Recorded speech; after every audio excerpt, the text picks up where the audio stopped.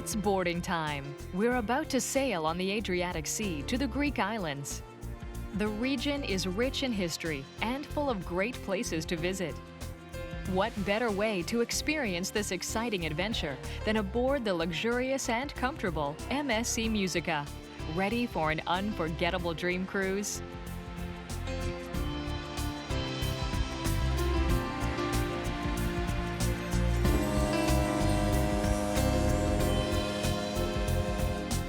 With 16 decks and room for over 3,000 passengers, the MSC Musica is nearly 300 meters long and smoothly cruises at 23 knots or 40 kilometers per hour.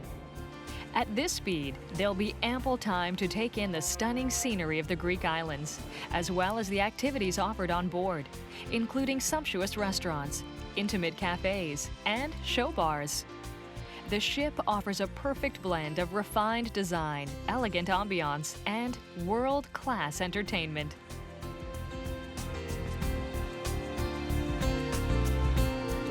So welcome aboard as we sail on the Adriatic Sea, which is actually the most northerly part of the Mediterranean Sea, to the east of Italy.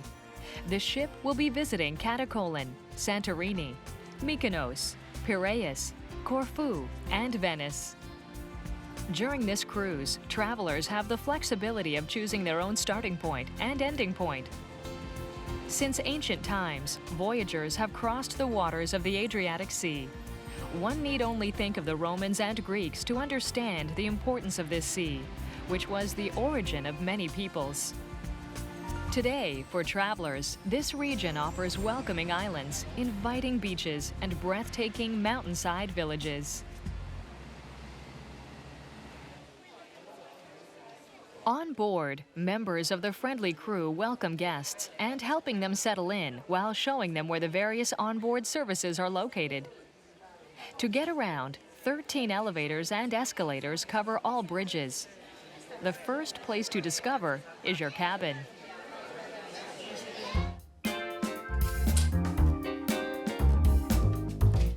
The rooms are all very comfortable, and what adds to this comfort is the special care always taken with even the little things.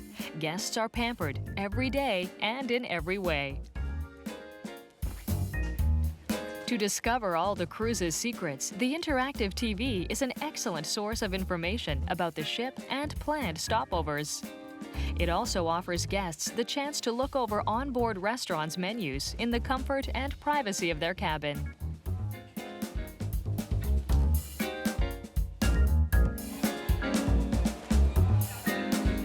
Once settled, it's time to explore the ship a little more.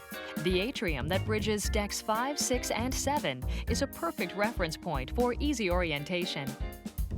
Guests also have access to the services and entertainment offered on board. The Cyber Cafe and Havana Club cigar room are located on deck 7. Like many celebrities, why not let yourself be tempted by a Cuban cigar, considered by many to be the best in the world? If you prefer a more intimate activity, there's usually a bridge game in the chart room. Or, of course, one can read a good book from the library. Works of fiction and nonfiction are available in several languages. Guests can also update themselves on the ship's next destination.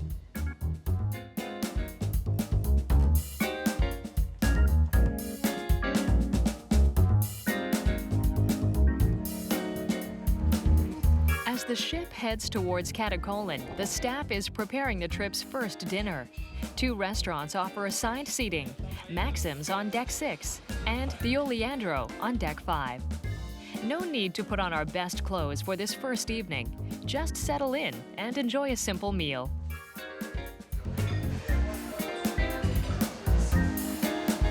For a foretaste of upcoming stopovers, kebabs and pizzas are a must.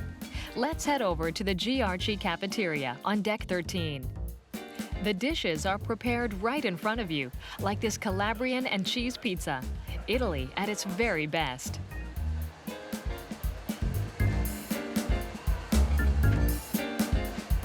After a fine meal, it's time to take in one of the greatest sights a cruise can offer. A stroll on deck at sunset is the perfect place to just relax, knowing the real adventure is about to begin. The captain has set course for the Greek town of Katakolon, near the birthplace of the Olympic Games. But first, a good night's sleep is highly recommended.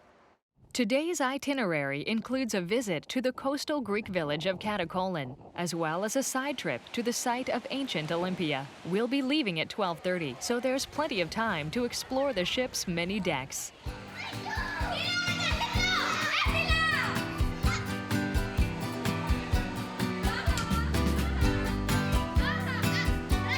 Young travelers on board are well taken care of with 3 activity clubs for different age groups. The mini club staff is there to welcome children over 3 years old with special activities. Just head on over to the special area on Deck 14 to learn of the day's special activities.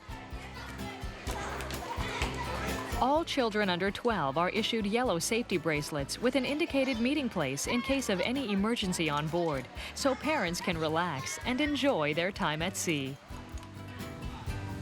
For sports fans of all ages, there's a mini golf course on Deck 15. If you'd like to play a round or two, just ask the purser on Deck 5.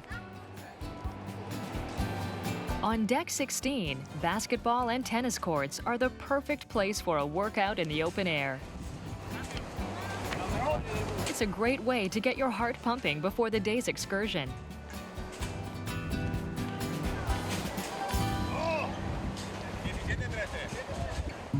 Next stop, Katakolon.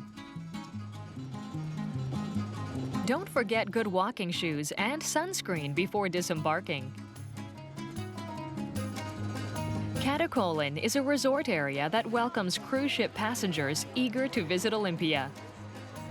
Guided tours are offered in several languages. Visitors can choose whatever language they prefer, then take the right bus. Katakolon has a deep water port, so you can walk straight to your tour bus. There's a different bus for tours in different languages, but don't worry, the crew will make sure you get on the right one. One of the excursions visits Kuruta Beach, but today, let's take a 40-kilometer trip to Olympia. Olympia is acknowledged as the site of the original Olympic Games. The stadium where the competitions took place had room for 40,000 spectators, but only the judges had stone seats. Everyone else sat on seats made of mud. Visitors today can run right across the old stadium and dream of what those games were like years ago. Connected to the stadium is a sanctuary where temples to the gods Hera and Zeus once stood. The torch for the modern Olympic Games is still lit here, as the spirit of those ancient times lives on.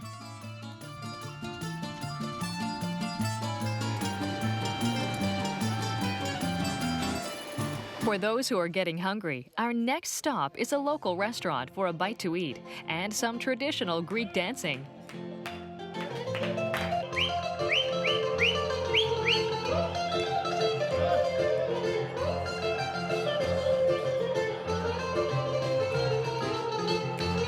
Just don't be surprised if you're invited to join in the fun.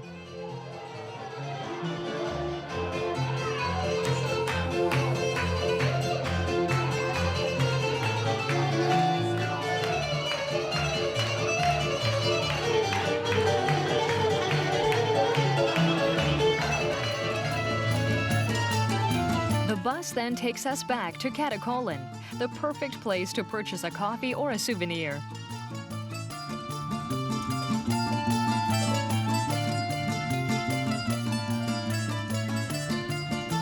Magnificent reproductions of classic vases and statues are available, and no need to carry purchases for long. Visitors can stroll the dock, then board the ship at 5 p.m.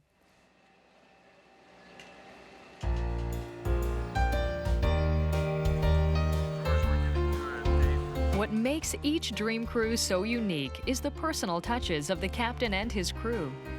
There's a bit of a friendly competition between cruise ship captains as to which can offer the best welcoming cocktail. In fact, the captain and his team have hand-picked the entertainers who'll be performing tonight.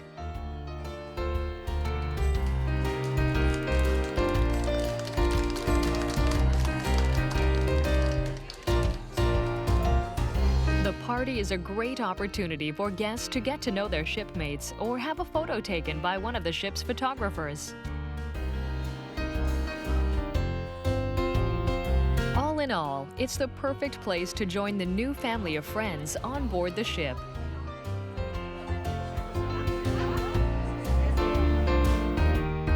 The party gets started at 6:15 in the Blue Velvet Bar and the Il Tucano Lounge on Deck 6, as well as in the Crystal Lounge and Wine Bar and L'Enoteca on Deck 7. If you're eating at the first seating, you will have the opportunity to meet the captain after your meal at 8:45, or before your meal at 6:45 if you've chosen the second seating, in the stunning Teatro La Scala. On behalf of Mediterranean shipping cruises and all the crew members, I'm delighted to have you on board MSC Musica. Thank you very much.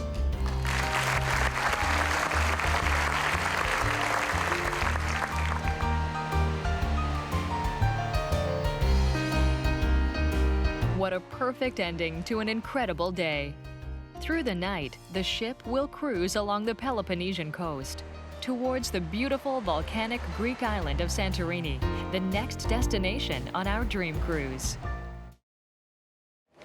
The sun has just risen on the coast of Santorini, the island paradise that we'll be visiting today. For many travelers, this island alone is worth the trip. Get ready to experience some truly unforgettable moments. Before choosing a tour, it's always good to make a quick stop at the travel agency to see the various options available. Today, we're visiting the Greek island of Santorini. As we sail into the 400-meter-deep lagoon, one image is particularly striking: the volcanic cliffs that dominate the landscape of this group of islands formed by an eruption. The largest volcanic eruption in recorded history occurred here around 1600 BC. Many scientists believe the explosion gave rise to the legend of Atlantis. The eruption likely would have triggered a huge tsunami that would have engulfed the city. Once the ship is anchored, a continual tender service ferries passengers from the boat to shore. Since this takes a little longer than ordinary disembarkation procedures, it's best to wait in one of the lounges to avoid crowding the reception area. Once ashore, the adventure begins. One can observe the traditional churches with blue domes and white walls that characterize this region of Greece. Our first stop is a local wine producer, Santo Wines, which produces, among other things, Assyrtiko, a dry, citrus-flavored white wine. This bottle won the silver medal in the 2010 London Wine and Spirits Competition. Since Santorini is very dry, winemakers keep their vines at ground level in order to catch the morning dew. The distinctive architecture of Santorini features many low-rise buildings made of pumice taken directly from the volcanic walls, which helps keep homes cool in summer and warm in winter.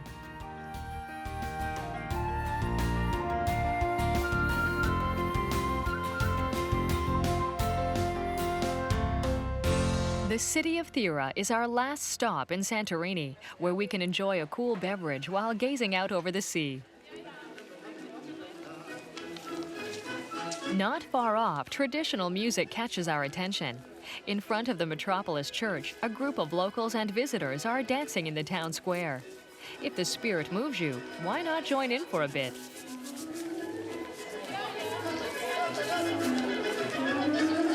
To get back down to sea level and the awaiting ship, there's a gondola for those so inclined. Or stairs if you're looking for some exercise, and even four-legged taxis for those who are feeling a little more adventurous.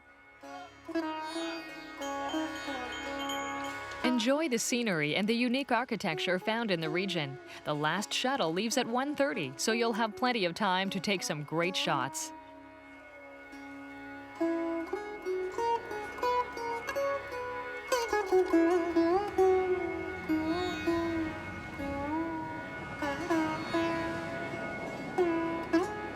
Back on board, we're already heading towards our next stop, Mykonos.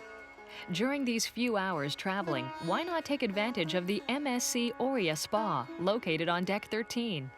Whether having your hair styled or just to pamper yourself a little with one of the spa's special treatments, the choice is entirely yours. An appointment can be booked over the phone, or you can just drop by in person to see what times are available. One of the spa's specialties is a treatment called ionothermy that uses small doses of radio waves to firm up and revitalize the skin.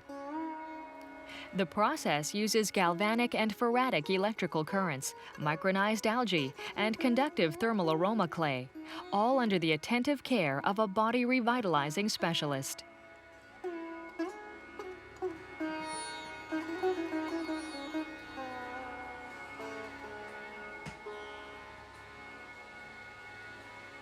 The spa connects directly with the gym facilities, where you can use their modern training equipment.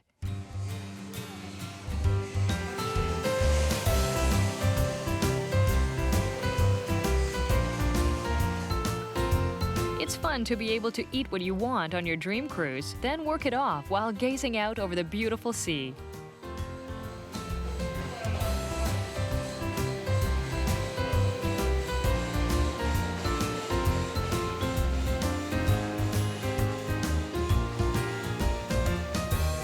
Then it's time for a healthy fruit smoothie, prepared fresh before your eyes to rehydrate and restore vitamins.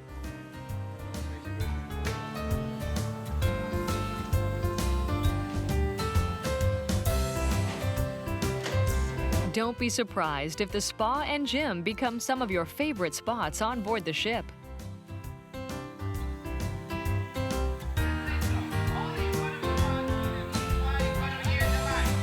Our trip between Santorini and Mykonos is nearly finished.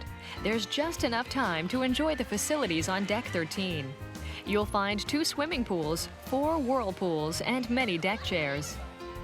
The trip between Santorini and Mykonos lasts 5 hours or so, ample time to relax and soak up the sun. Once the ship docks in Mykonos, there's a shuttle bus service starting at 7:30 p.m. to take passengers into town. The island is made of granite, and a walk along one of its pebbly beaches lets us ponder on the island's 5,000 years of history.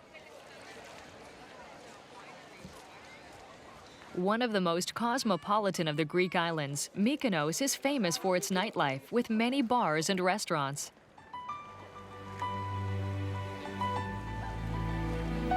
Visitors can enjoy a bite to eat or a glass of ouzo at one of the many restaurants. But don't be alarmed if Petros the pelican comes calling. He's practically a public official, welcoming visitors to the island. Take advantage of this wonderful experience. Dinner at sunset is absolutely memorable.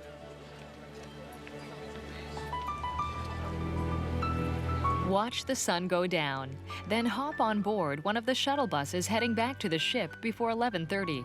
The Musica will be raising anchor at midnight.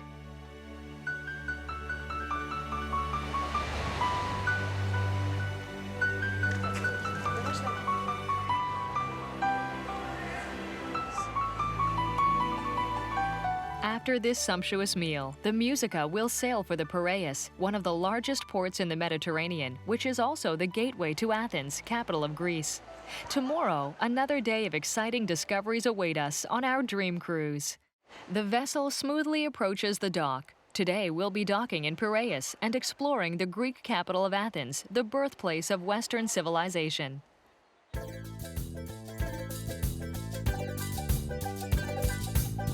The city of Piraeus is the largest passenger port in Europe and the 3rd most important one in the world. In use since the 5th century BC, Piraeus has always been the gateway to Athens. As we glide into our berth, a fascinating day lies ahead. A mixture of thousands of years of history, right in the midst of a bustling modern metropolis. As always, there are several excursions to choose from, like a panoramic bus tour for those who don't want to do a lot of walking. But since this is the longest stopover we'll be making, it's the perfect chance to visit more of the city on foot. From the ship, one can see the modern stadium built for the 2004 Olympics. But our first stop on shore is the Panathinaikos Stadium, which is more than a little older. The Panathinaikos is the only major stadium in the world built entirely of white marble.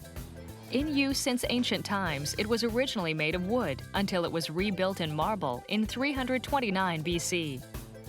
The modern Olympic Games were revived here by Evangelos Zappas in 1859, inspiring Pierre de Coubertin to establish the International Olympic Games every 4 years, the first of which were held here in 1896. Across from the stadium is the National Garden of Athens that contains the Zappion, first used for the revival of the Olympic Games. And then, farther on, the Hellenic Parliament building, overlooking Syntagma Square and the Tomb of the Unknown Soldier. It is guarded by members of Evzones, an elite ceremonial unit made up of guards taller than 6'6", or 1.86 meters. The unit is world-renowned for its traditional uniforms and changing of the guard rituals.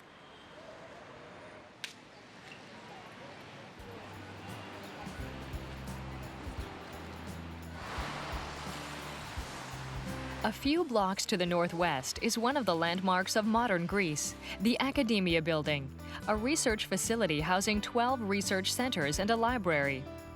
Inspired by the ancient Academy of Plato, this neoclassical building is famous for its statues of Athena, goddess of wisdom, and Apollo, god of music, poetry, and medicine.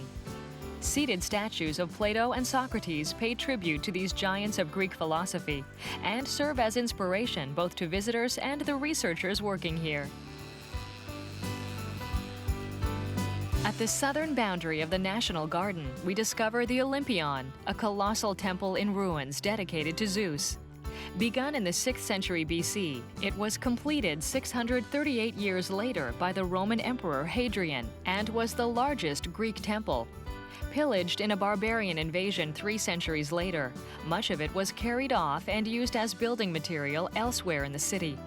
15 columns are still standing today, and a 16th lies on the ground where it fell during a storm in 1852.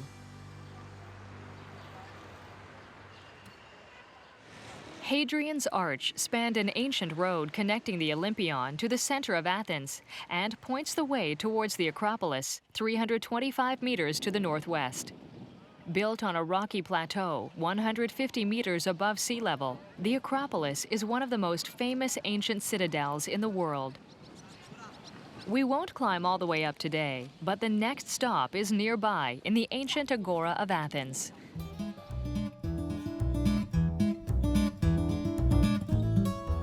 The ancient Agora of Athens was a place of assembly and the center of the Athenian government.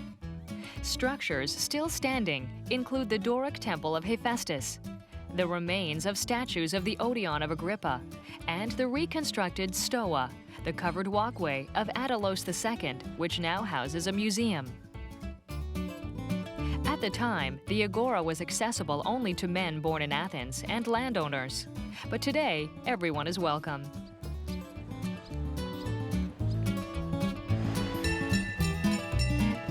To end off the day, let's visit the Monastiraki Flea Market and its surroundings just north of the Agora. Its narrow streets are perfect for shopping in one of the many boutiques for clothing, souvenirs, and local products.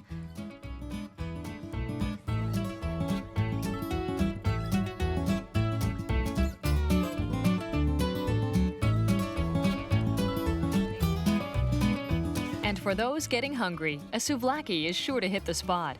But be sure to grab plenty of napkins in hand, as they can be as messy as they are delicious.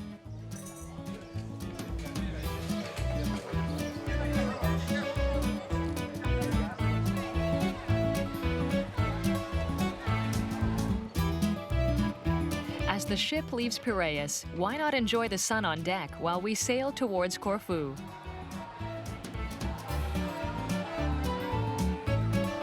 There are 379 nautical miles to cover, so there's plenty of time to enjoy more of the ship's many onboard activities.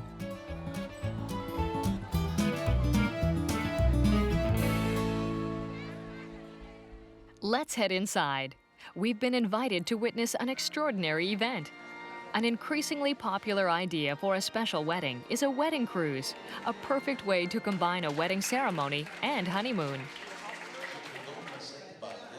symbole de ma fidélité et de ton amour. Moi, Nicola Capototto, officer à bord de la MSC Musica, je vous déclare mari et femme.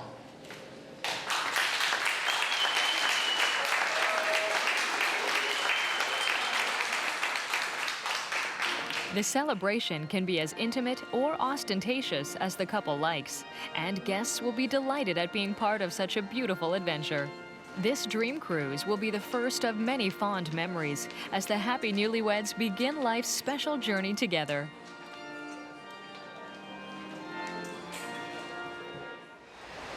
After dinner, as the sun sets on the horizon and we continue on our way to Corfu, the entertainment team has a special treat in store.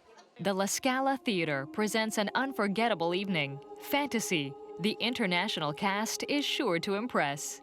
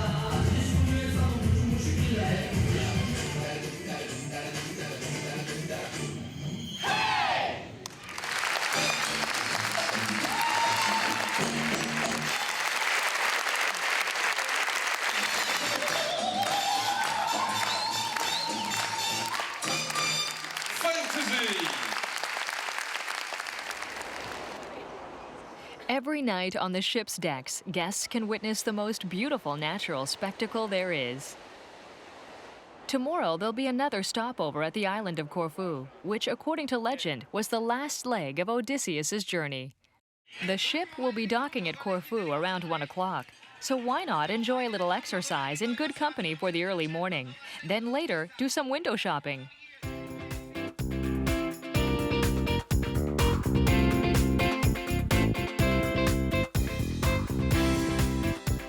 Whether it's dancercise or just relaxed clowning around, the entertainment team helps get your blood pumping and have a little fun.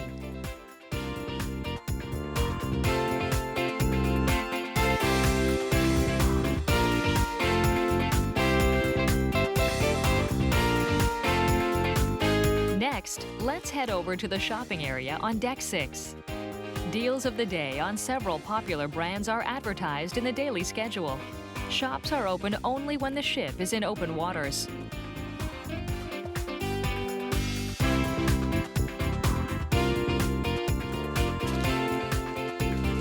There's an early lunch at 11:30 in the Oleandro restaurant on Deck 5 for passengers who will be going ashore. Next step is to head over to the Blue Velvet and the Tucano on Deck 6 before disembarking. Corfu is the second largest of the Ionian Islands and is the site of many Greek myths and legends. Today, it is a major tourist destination and home to over 100,000 residents. Today's options include going to the beach, a visit to Achillean's Palace or Paleokastritsa Bay, or to head off on a safari on wheels to see a bit of everything. Camino Bay, also known as the Bay of Billionaires, boasts many luxurious homes and villas and is one of the wealthiest neighborhoods in all of Greece. Let's take a quick look at it as we ride by. Climbing the hills, we enter the island's lush green forests to admire their famous olive trees, some of which are over 500 years old. The island produces almost 3% of the world's supply of olive oil. Not bad for only 42 square kilometers. A vantage point on the winding road offers a stunning panorama of Paleokastritsa, a district on Corfu's west coast known for its Homeric bays. Considered to be one of Odysseus' stops on his long voyage home, it's here that his ship is said to have foundered, and legend claims that a rock resembling the sail of a trireme is actually its petrified remains. Next, let's head back to sea level to bask in the sunshine of these beautiful bays. The timing's perfect to enjoy beautiful beaches while reading a good book, or maybe head out for an adventure on a pedalo.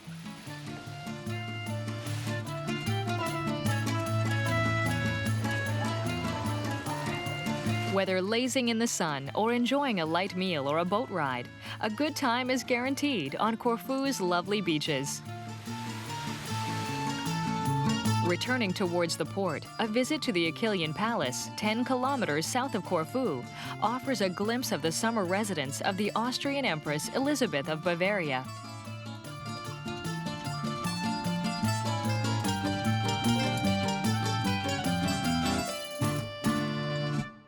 It's now time to say farewell to the Greek islands as the ship heads off towards Dubrovnik. For dinner tonight, let's try the Il Giardino a la carte restaurant at the rear of Deck 13. This Italian restaurant offers many delicious dishes to choose from, all for guests to enjoy while gazing out at the passing sea.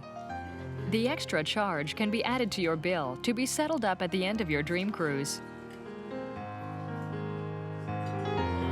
A special treat and an unforgettable meal. After dinner, for low-key entertainment, the Crystal Lounge on Deck 7 is a must.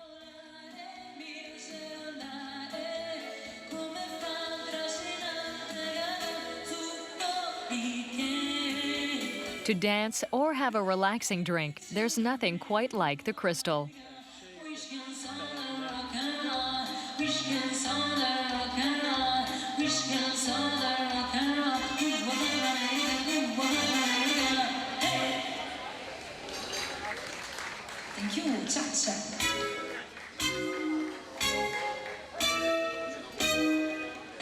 The Crystal Lounge's hushed atmosphere lets you relax in fine company.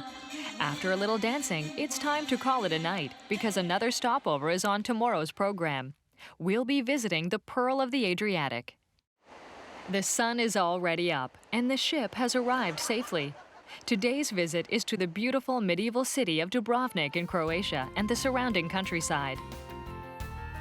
The city of Dubrovnik has been nicknamed the Pearl of the Adriatic and rivaled Venice for importance back in the Middle Ages. Today's excursion will start off visiting the countryside, then we'll end off with a visit to the medieval city's center. Our bus's first stop is a lookout overlooking the old medieval city. Dubrovnik survived a 7-month siege in 1991 during the Yugoslavian War, but was heavily damaged by shelling.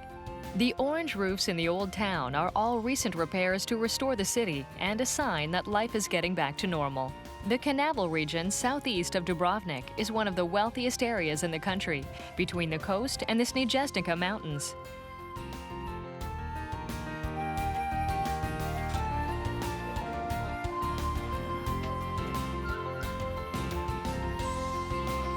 Farming remains an important part of the local economy, with typical Croatian farms growing many fruits and vegetables, such as the Maraska cherry, from which maraschino cherries take their name.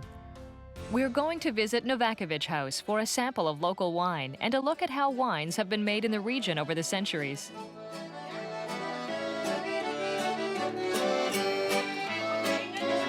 Raise a glass and join in on the fun.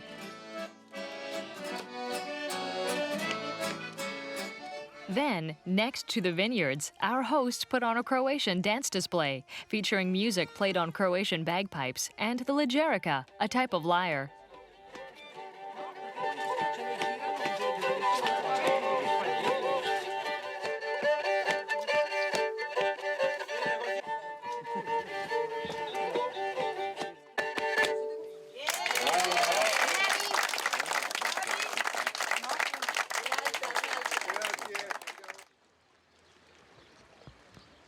When returning to Dubrovnik, take a moment to contemplate the beautiful scenery at the old pier before continuing on with our explorations of the city. The walled medieval city of Dubrovnik instantly transports visitors back in time. One of the great fortification systems of the Middle Ages, the walls originated before the 7th century under the Byzantine Empire. Covering almost 2 kilometers and standing up to 25 meters high in places, with many towers and bulwarks, a moat, and 120 cannons, these walls have protected the city for many years. Croatia has always been a crossroads of many cultures, and if you stop to admire some traditional embroidery, make sure to ask about how the different Turkish, Venetian, and Slavic elements are combined by today's craftspeople to make a style all their own.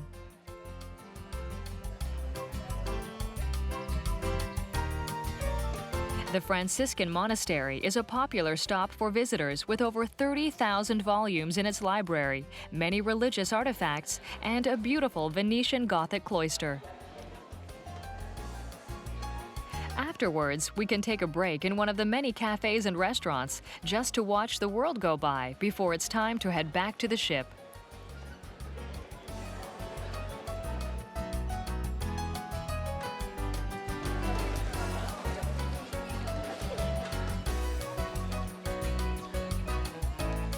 Travelers are due back on board by 1:30 since the ship is leaving at 2 and has 303 nautical miles to cover before Venice. As we leave Dubrovnik, this dream cruise is drawing to an end, but the cruise still has a few surprises in store.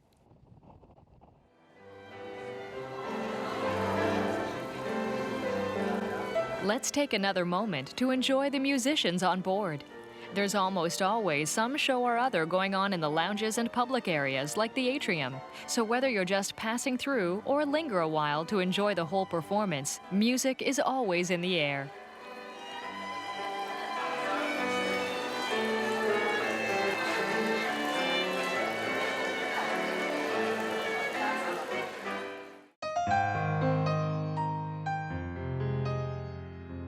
For this last night on board, we'll want to stay up late to enjoy something of a tradition on the Musica. The Buffet Magnifico at midnight in the Giarci cafeteria on Deck 13 is an opportunity for the chefs to pull out all the stops and create something truly spectacular. From sculpted ice to sculpted fruit, with a stunning array of savory and sweet delights, the buffet looks almost too good to eat, but only for a moment. Bon appetit!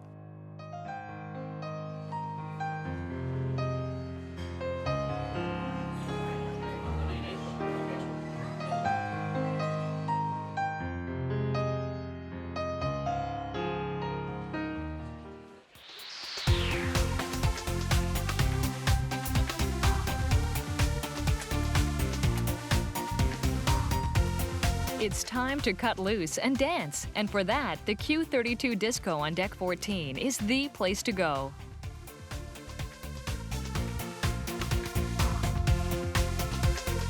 With a great DJ and a festive atmosphere, the Q32 is non-stop fun as the ship moves smoothly through the water.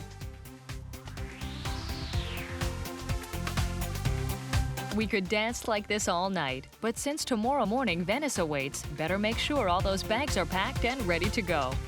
And so this dream cruise draws to a close. A last stopover in Venice is planned, but guests will have to pack up first to make the process as smooth as possible. Passengers are requested to leave their luggage outside their cabins before 2 a.m., with the colored tags left in each cabin identified with name and address. The final bill can be paid in cash at the accounting desk on Deck 5 from 6:30 to 8 a.m. or by credit card, just signing the invoice and dropping it either at reception or the accounting desk. To keep disembarkation safe and easy, guests are asked to only proceed to the gangway when the color of their luggage is announced. The Maritime Station's baggage office is open until 5 p.m., so there'll be plenty of time to visit Venice. Venice has been charming visitors for centuries. Built on 117 small islands in the marshy Venetian lagoon, the city's origins are obscured by time, but the original population is believed to be Roman refugees fleeing the barbarian invasions.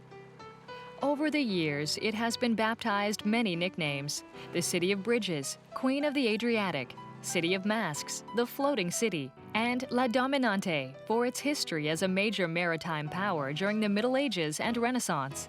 Today, boats are still a special part of its environment, but not for the same reasons. As the water taxi takes us towards Piazza San Marco, there are gondolas all around us. Traditional flat-bottomed rowing boats, gondolas have been traveling the Venetian lagoons for centuries. Today, gondolas still ferry people and goods across the Grand Canal, as well as carrying tourists around the city.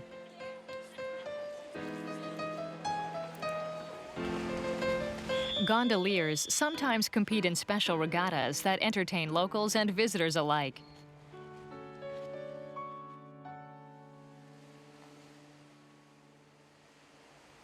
The Piazza San Marco, or St. Mark's Square, is Venice's main square.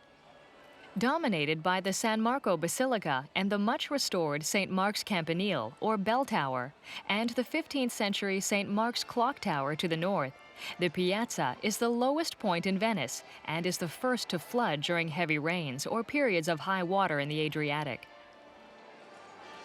It is one of the most popular spots in Venice, both for tourists and the many pigeons that flock here.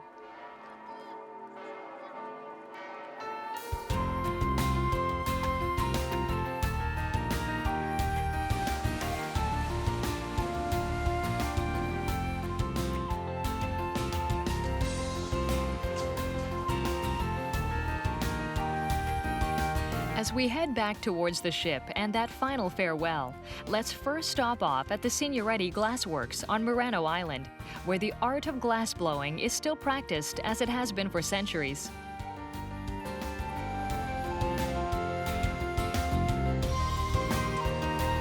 Invented by the Phoenicians around 50 BC, the technique spread with the Roman Empire, eventually reaching into Switzerland, France, and Belgium and beyond.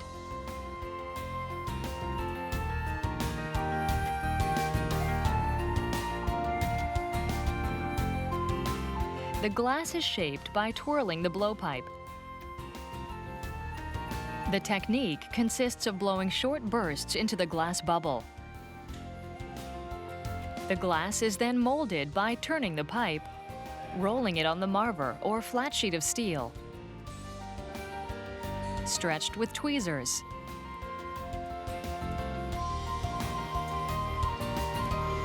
spun in ladle-like blocks, and cut with shears.